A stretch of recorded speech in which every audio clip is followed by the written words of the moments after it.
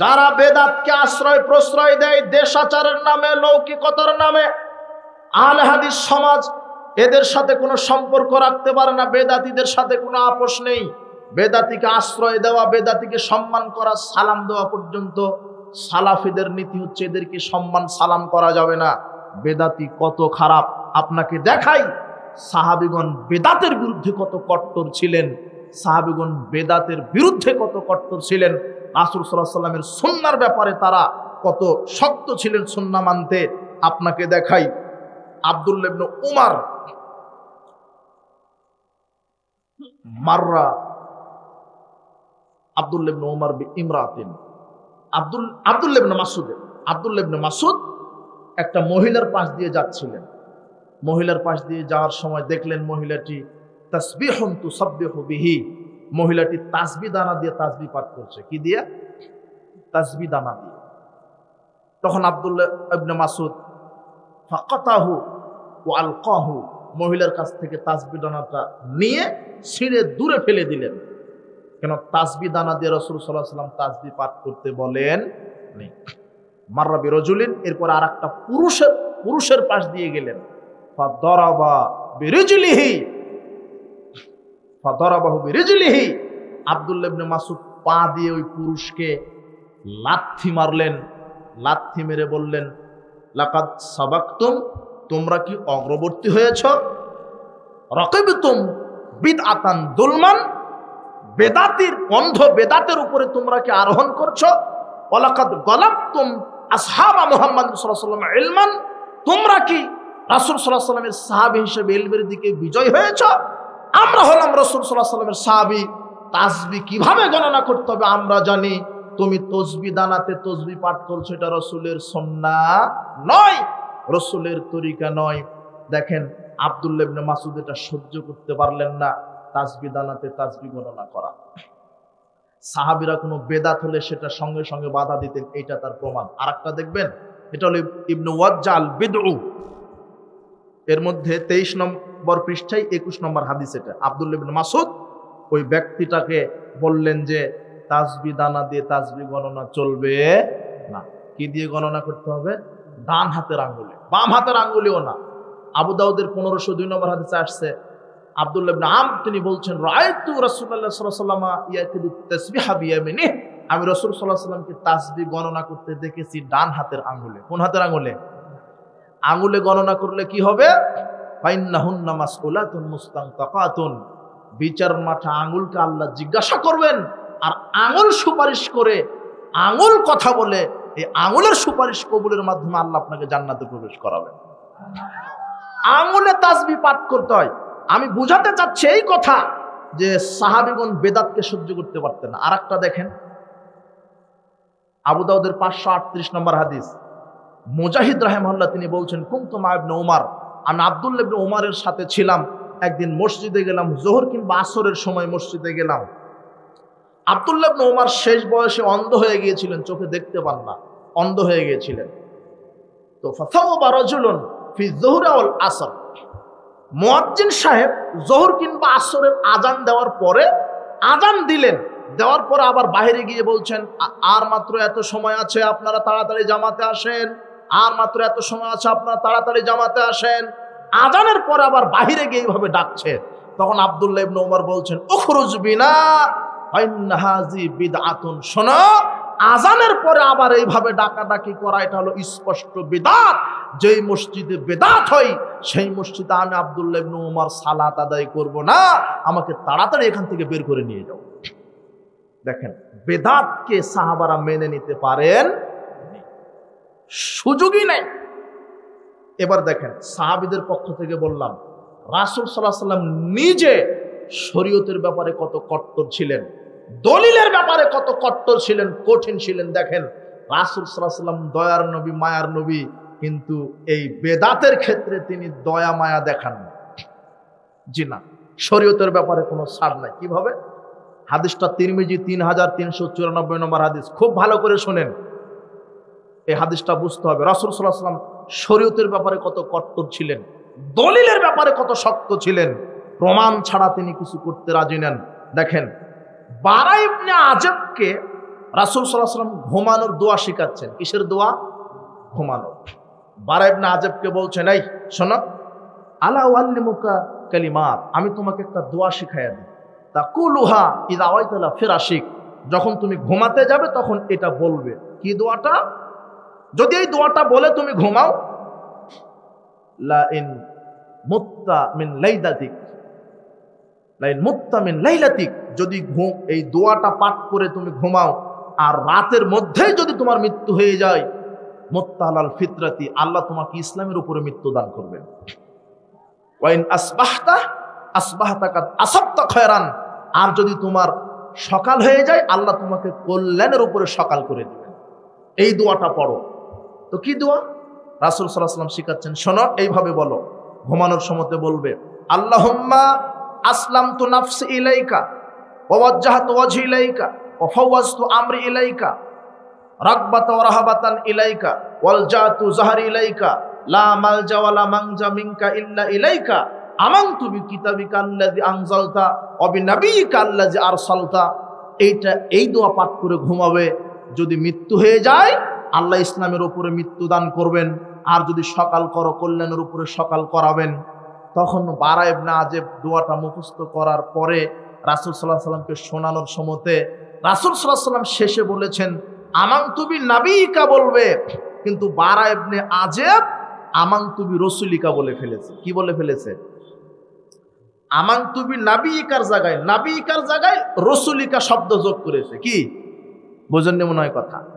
সব দোয়া ঠিক আছে, কোনো সমস্যা নেই, শুধু নাবিয়িকার জায়গায় কতটুকুন চেঞ্জ করেছে? রাসূলিকা।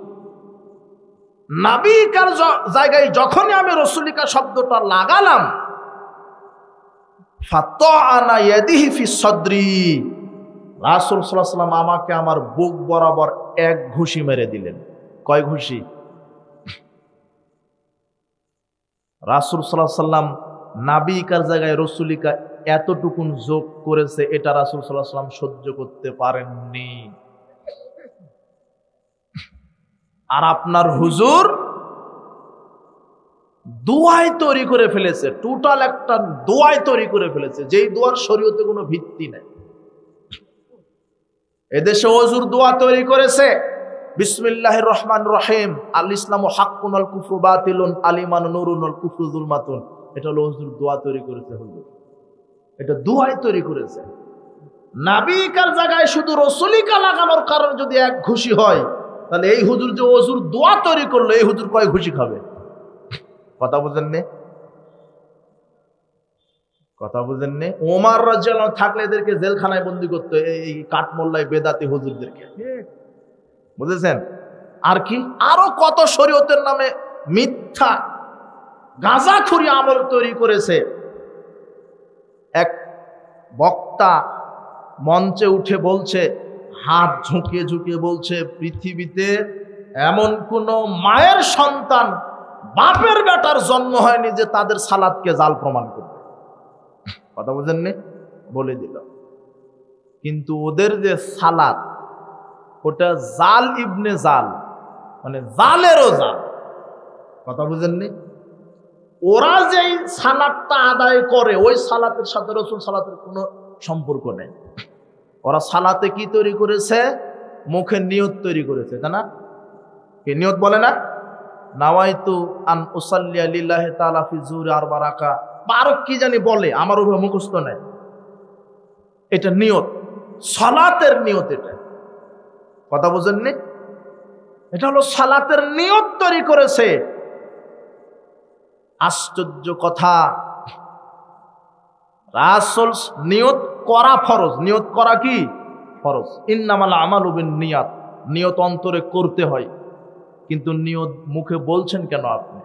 নিয়ত বলা ফরজ নয়, নিয়ত করা ফরজ, অন্তরের ব্যাপার। কিন্তু আপনি আরবিতে নিয়তটা তৈরি করলেন, সৃষ্টি করলেন। আশ্চর্য কথা, এই যে নিয়তটা আপনি বলেন, আমরা বলছি আমল যে দলিলের ভিত্তিতে করতে হবে এটা মানুষের জানা নাই।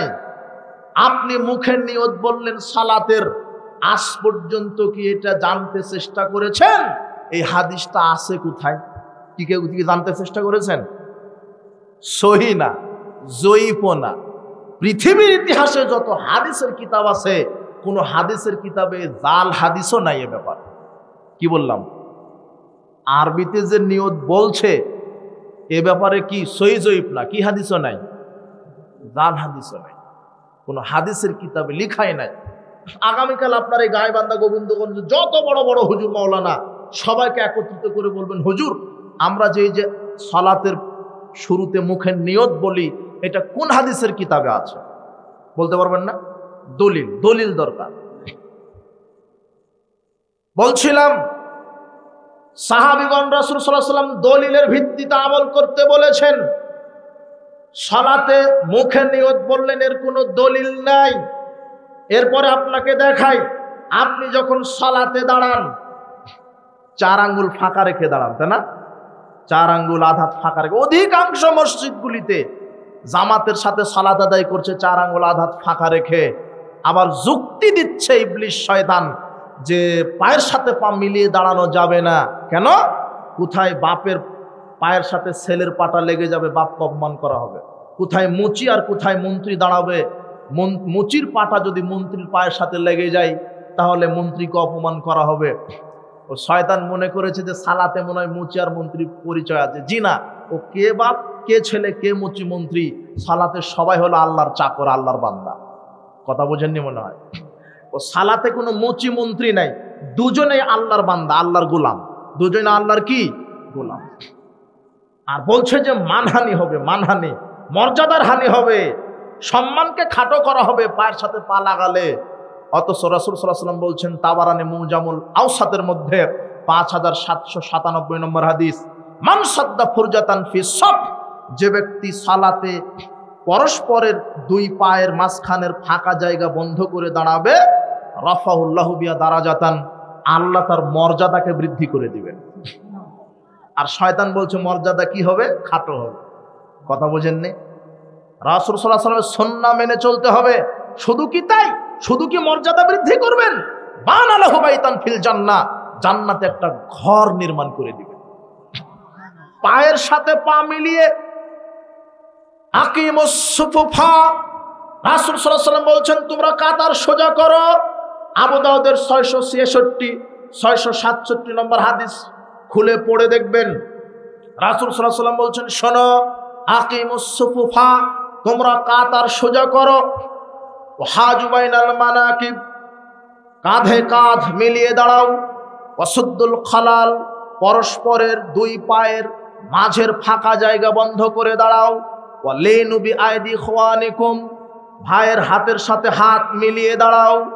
ওয়ালা তাজারু ফুরজাতিন লিশ-শাইতান, শয়তানের জন্য ফাঁকা রেখো না।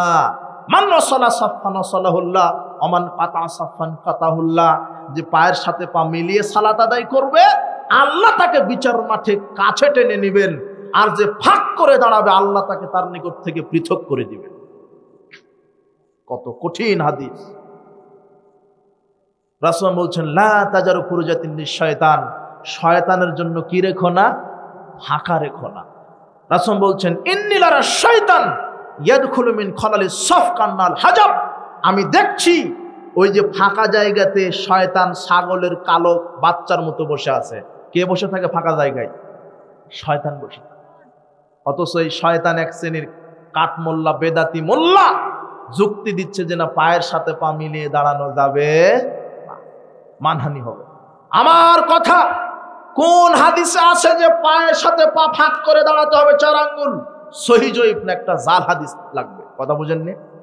আবার আরেক মোল্লা বলছে যে আমরা নাকি লেডিস সালাত আদায় করি, মহিলা বুকের ওপরে পুরুষ নাভির নিচে, বলছে না? এই শয়তানের এজেন্ট এই কথা বলেনি। এরা হলো এক একটা ইবলিশের হলো দালালেরা, বুঝেছেন? টাটকা দালালেরা ইবলিশের। ও বলছে আমরা পড়ে এসেছি, সারা বাংলাদেশের যত বড় বড় আলেম আছে, হানাফি বলেন, শাফি বলেন, মালিকি বলেন, হাটহাজারী, দেওবন্দি, যত বড় বড় আলেম আছে সব আলেমকে এক মঞ্চে করে বলবেন যে পুরুষ নাভির নিচে হাত বাঁধবে আর মহিলা বুকের উপরে হাত বাঁধবে, এটা পৃথিবীতে কোন হাদিসের কিতাবে হাদিস আছে সহি না জয়ীফ না, একটা জাল হাদিস দেখতে যাবেন। কি হাদিস? সহি জয়ীফ লাগবে না, কি হাদিস? জাল হাদিস। হাদিসের কিতাব থেকে দেখানো লাগবে পৃথিবীর ইতিহাসে যত হাদিসের কিতাব আছে সহি জয়ীফ না, একটা জাল হাদিসও নাই, তবু এই আমল চলছে নাকি চলছে না? সাহসের সাথে বলছে পুরুষ নাভির নিচে, মহিলা বুকের উপরে। কি একটা টাটকা গাঁজাখুরি কথা একটা, যার কোনো জাল দলিল পৃথিবীতে নাই। আশ্চর্য কথা চলছে, অথচ আমাকে আমল করতে হবে রাসূল সাল্লাল্লাহু আলাইহি ওয়াসাল্লামের সুন্নাহ অনুযায়ী, দলিল অনুযায়ী। দলিলই নাই। আবার দেখবেন